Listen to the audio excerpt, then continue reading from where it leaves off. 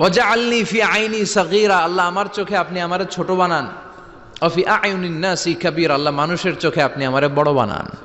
কি মানুষ ছিল, নিজের চোখে নিজে ছোট থাকতে চাইতেন।